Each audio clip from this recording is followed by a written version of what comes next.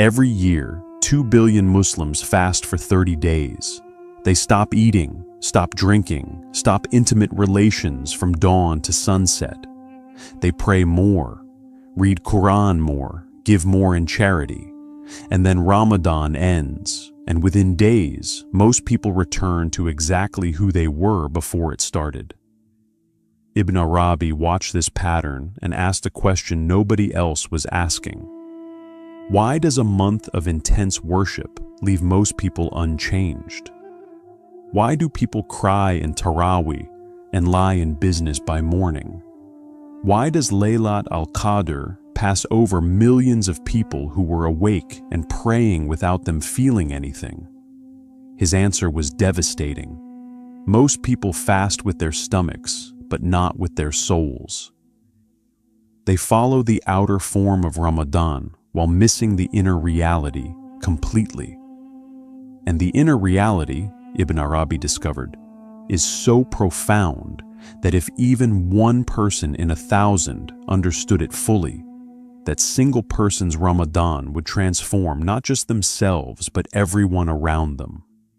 Today, I'll reveal what Ibn Arabi actually knew about Ramadan. Not the fiqh rulings, not the virtues you've heard 1,000 times, but the metaphysical architecture of this month and what it was designed to do to your soul if you let it. Ibn Arabi began his analysis of Ramadan with the name itself, because in his understanding, every Arabic name is a key to its reality. Ramadan comes from the root Ramada, which means an intense burning heat, the kind of heat that scorches the earth before the rains come. Some scholars connect it to Ramad, which means the hot ashes that remain after a fire has consumed everything. Ibn Arabi saw this as no accident. He wrote that Ramadan is literally named after the process it's designed to create inside you, burning. Not the comfortable warmth of spiritual contentment, but the burning that destroys what doesn't belong to you. Every desire you fast from, every impulse you restrain, every moment you choose Allah over your nafs is a tongue of fire consuming the layers of ego that have accumulated over the previous 11 months. He connected this to the Arabic understanding of how metal is purified. When a blacksmith wants to purify gold or iron, he puts it in fire. The fire doesn't destroy the metal, it burns away the impurities mixed into it. What comes out is the same metal, but now pure, strong, true to its nature. Ramadan is the divine furnace into which the soul is placed each year. The fasting, the prayer, the Quran recitation, these are not just good deeds being accumulated. They're the heat that burns away everything false, everything borrowed, everything that isn't your original nature. Ibn Arabi asked, what exactly is being burned? He identified 3 things. First, the illusions of independence, the belief that you can sustain yourself, that you earned what you have, that your life belongs to you. Every hour of fasting dismantles this illusion. When hunger comes and you cannot eat, you feel viscerally that you're not in control. Your body is demanding something, and you're powerless to stop the demand, yet powerful enough to refuse it. This paradox teaches you the truth. You have will, but that will is itself sustained by something beyond you. Second, the habits of heedlessness, the automatic patterns of thought and behavior that keep you asleep. Suhoor before dawn disrupts your sleep cycle. Iftar at Maghrib disrupts your eating rhythm. Taraweeh extends your nights. The disruption is the point. Ramadan breaks your unconscious patterns so consciousness can enter. Third, the attachments that substitute for Allah. Whatever you were using to fill the space that only Allah can fill. Food, conversation, entertainment, constant stimulation. Ramadan removes them temporarily, not as punishment, but as diagnosis. What do you feel when these things are taken? That feeling is what you've been avoiding. That avoidance is what's keeping you from Allah. The metaphysics of fasting. Ibn Arabi went deeper than any scholar before him into why fasting specifically was chosen as the pillar of this month. He wrote that food is not just nourishment for the body, it's nourishment for the self. Every time you eat, you affirm your existence as a separate being with needs that must be satisfied. You are hungry, therefore you exist. You eat, therefore you persist.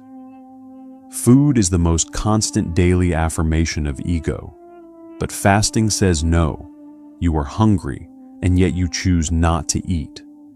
In that gap between hunger and eating, something extraordinary happens. You prove to yourself that you are more than your needs. You prove that there is a dimension of your being that transcends biological necessity. The Prophet Muhammad, peace be upon him, said in a Hadith Qudsi that Allah said, "Every deed of the son of Adam is for himself except fasting.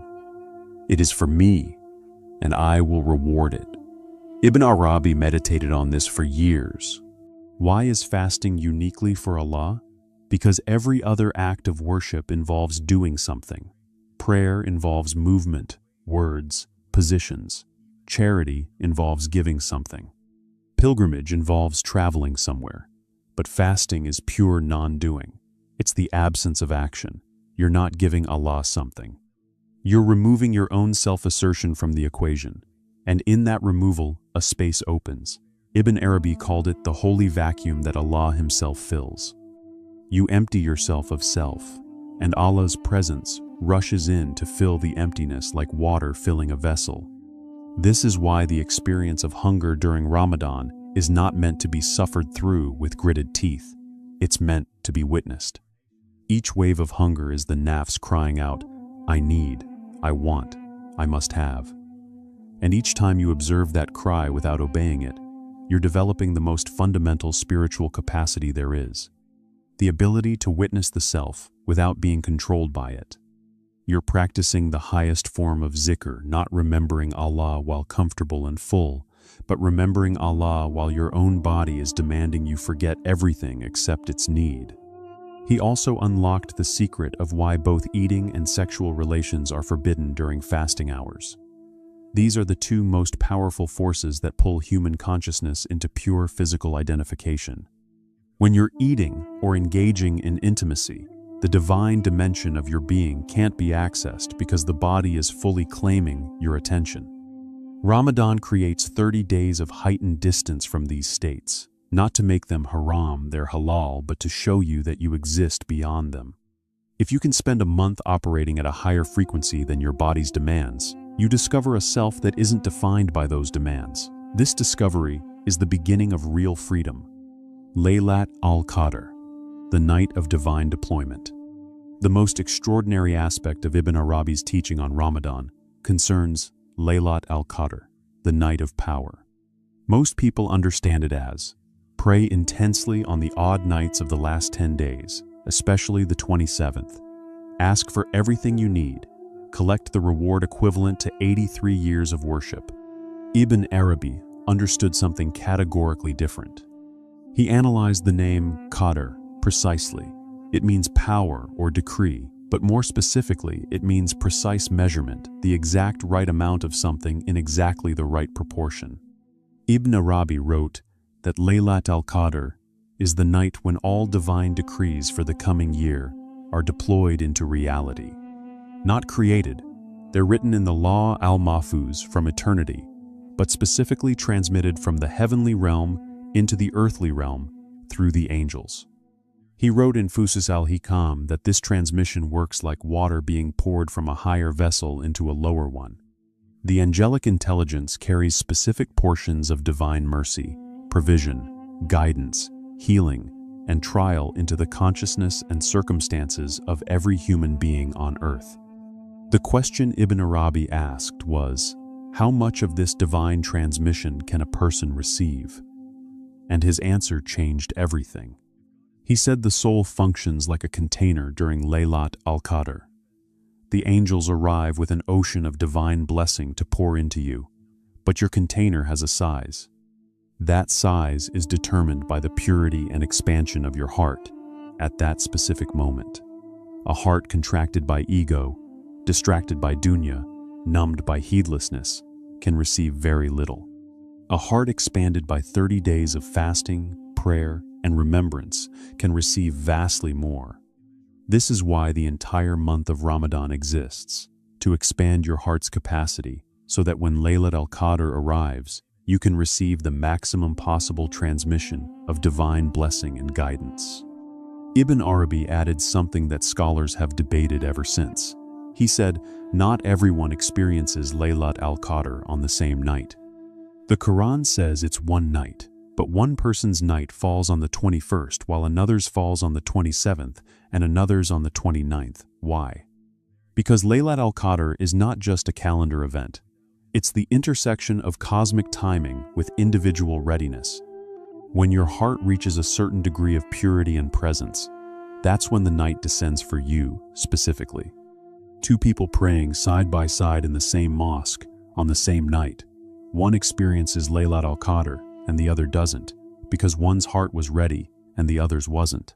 He also taught that the way the Quran describes Laylat al-Qadr tells us exactly what to seek that night. It doesn't say pray for wealth or health or success. It says the angels and the Ruh descend by Allah's permission with every matter.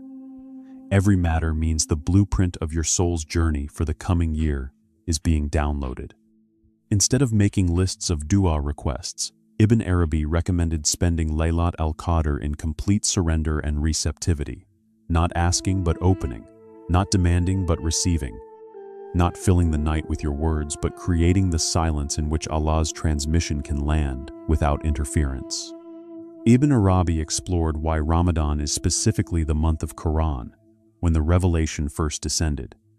He saw a precise correspondence that most people miss. He wrote that just as Ramadan is the month when humans reduce physical consumption to create space within, the Quran is the word of Allah designed to fill that space. The two were made for each other. The hunger creates a hollow in your soul, and the Quran rushes to fill it. He went deeper. The Quran itself is a form of fasting from the mind's ordinary chatter. When you recite it, your mind cannot simultaneously be planning your dinner, or rehearsing an argument, or worrying about tomorrow. You're forced into presence by the act of recitation. Every verse displaces a thought. Every surah displaces a worry. 30 days of daily Quran recitation is 30 days of systematically replacing the nafs's monologue with divine speech. Ibn Arabi said there are 3 ways of experiencing the Quran, and Ramadan is the time to access the deepest one. The first is recitation. You say the words correctly with proper tajweed. This is necessary but limited. The second is understanding you know the meaning of what you're reciting and contemplate it. This is better. The third is tajalli, divine self-disclosure. This is when you're not just reading words, but the words are reading you.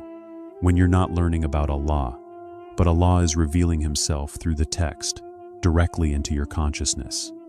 He wrote that during the heightened state created by fasting, this third level of Quran experience becomes accessible to souls that would normally never reach it. The hunger weakens the nafs, the weakness opens the heart, and in the open heart, the Quran becomes a living presence rather than a sacred text. Verses you've read 100 times suddenly reveal meanings that weren't there before, not because the text changed, but because you changed. Your capacity to receive expanded, and now you're receiving what was always in the words, waiting for a heart ready enough to hear it. Having revealed the depths of Ramadan's purpose, Ibn Arabi was equally precise about why most people leave Ramadan unchanged. He identified the fundamental error, treating Ramadan as a performance rather than a transformation. Performance Ramadan looks like this: you fast perfectly, pray every Taraweeh, finish the entire Quran, give generously in charity, feel spiritually productive, receive compliments on your piety, and by the first week of Shawwal, you're back to every habit and pattern you had in Shaban. What happened? You treated Ramadan as a spiritual achievement to complete rather than a divine surgery to undergo. You were conscious of your worship instead of being annihilated by it. Ibn Arabi taught that real Ramadan transformation requires something most people actively avoid: allowing the discomfort to teach you. When hunger rises and irritability comes with it, instead of just enduring it, you investigate it. What is this irritability? It's the nafs, being deprived of its usual coping mechanisms. It's the ego, naked and uncomfortable, without the buffer of food and distraction. That naked ego is exactly what you need to see. If you just white-knuckle through the discomfort waiting for iftar, you've missed the entire lesson. When your energy drops at 3 p.m. and your mind is foggy, instead of just pushing through, you pause. What is this? It's your dependence becoming visible. Every other day, you never feel how dependent you are on the constant flow of nourishment. Today, that dependence is undeniable. Let that feeling of dependence transform into tawakkul, genuine reliance on Allah rather than on your own resources. That transformation is a month's worth of spiritual development compressed into one afternoon. The hardest teaching Ibn Arabi left on this, he said, the measure of a successful Ramadan is not what you did in Ramadan, but who you are in Dhul Qa'dah 3 months later. Did the burning leave you purified? Did the surgery leave you healed? If by 3 months later the transformation has completely evaporated, the Ramadan was performance. If even one significant aspect of your character genuinely changed, one pattern dissolved, one quality that wasn't there before is now stable, that Ramadan was real. Ibn Arabi paid particular attention to Taraweeh, the extended night prayers of Ramadan. He wrote something that surprised his students. Taraweeh is not primarily about the extra reward of night prayer. It's about timing. Between the time of Isha and Fajr, the human soul is at its most permeable, most open to divine impression, most capable of receiving what the rational daytime mind would block. During the day, your intellect is active, your social roles are engaged, your planning mind is running. These create a kind of spiritual armor that, while necessary for functioning in the world, also prevents deeper divine impressions from reaching the heart. But late at night, after the day's exhaustion has quieted the mind, after the body is still and the world is silent, the barriers thin. This is why the Quran says, the night vigil is more potent and more conducive to proper speech. More potent because the soul is exposed, the armor is down. So Taraweeh, during Ramadan, is happening at exactly the most vulnerable, most receptive time of day, with the additional vulnerability created by a day of fasting. You're standing before Allah with your defenses completely lowered. You have nothing to offer except your hunger and your tiredness and your longing. Ibn Arabi said this is the most honest prayer most people will ever pray. Not the polished, energetic prayer of a well-fed, well-rested person performing their worship, but the broken, depleted prayer of someone who has nothing left except presence. He quoted the hadith, "Our Lord descends to the lowest heaven in the last third of every night." He said this descent has a reason: to meet souls who are awake and stripped of daytime pretension, who are too tired to perform and too hungry to be proud, who are simply present with their need and their longing. The descent and the Taraweeh are two movements toward each other. Allah descends to the lower heaven. The fasting soul rises through the night prayer to the higher level of its own consciousness. They meet in the space between. Ibn Arabi was specific about how this understanding changes the actual experience of Ramadan. When you know that fasting is burning away ego rather than collecting reward, you stop feeling virtuous about it. Feeling virtuous is the ego claiming the fast as its achievement. You start feeling emptied instead, which is the correct feeling, because emptying is exactly what's happening. When you know that Laylat al-Qadr is about expanding your capacity to receive rather than maximizing your dua list, you stop spending the night talking and start spending it listening. Real listening, the kind where you silence your inner voice and wait for something that comes from beyond it. When you know that Taraweeh's power comes from your vulnerability rather than your performance, you stop worrying about finishing all 20 units perfectly and start focusing on being completely present in at least some of them. 2 units prayed with total presence and a shattered heart are worth more than 20 units performed with a mind composing its shopping list. When you know that the Quran in Ramadan is meant to read you, not just be read, you slow down. You stop tracking how many pages you've covered and start sitting with single verses until they crack something open. And when you know that the transformation is the point, you stop waiting for Ramadan to end and start paying attention to what's dying inside you and what's being born. You stop counting down the days until you can eat normally and start grieving genuinely at the end of Ramadan because you understand what you're losing. Ibn Arabi's final teaching on Ramadan was this: Allah didn't give us Ramadan because He needs our fasting or our prayer. He doesn't need anything. He gave us Ramadan because He knows what we need. He knows we accumulate rust on our hearts over 11 months of living in the dunya. He knows we forget who we are and why we're here. He knows our egos harden, our attachments deepen, our distance from our own souls grows wider. So every year, with infinite mercy, He returns to us this furnace, this month of burning, this extended invitation to come back to what we were before the world painted over us. Most of us use it to be more disciplined, more productive, more pious. A few understand that it's asking us to be less defended, less certain, less in control, less full of ourselves. The Ramadan that changes you is the one that makes you smaller and Allah larger, the one that leaves you more dependent, more broken open, more willing to be filled with something not your own. If you've been in Ramadan for years and leaving unchanged, Ibn Arabi would tell you this: you haven't failed Ramadan. Ramadan hasn't failed you. You've simply been protecting yourself from what it's trying to do.